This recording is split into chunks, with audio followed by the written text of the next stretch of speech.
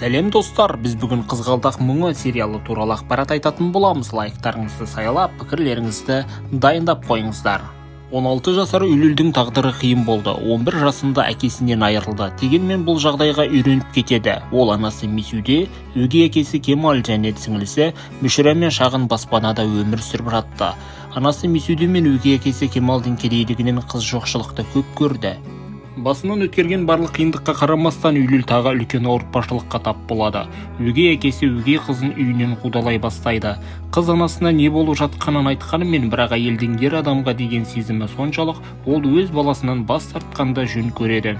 Үліл кәмелет жасқа толмағандықтан балалар үйіне түсіп, сол жерде өзі үшін жаңа дүниемен танысуға тура келеді. Мұнда ол туғаннан кейінгі екінші күні тастанды болған Хадірдің, некесіз туған Мералдың, тұл жетім Соңгүлдің тұлғасында жаңа отбасын табады.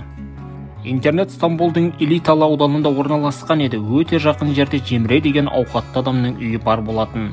Интернет тәрбиеленушілеріне терезеден мүлде басқа өмірді тамашалауға тура келеді. Бұл олардың жүрегін одан сайын қатты ауыртады.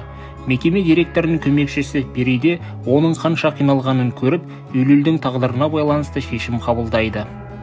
Достар, сериал актерлары туралы ақпарат қажет пе? Олай болса комментарийге жазып, лайк басып, каналға тіркелуді ұмытпаңыздар.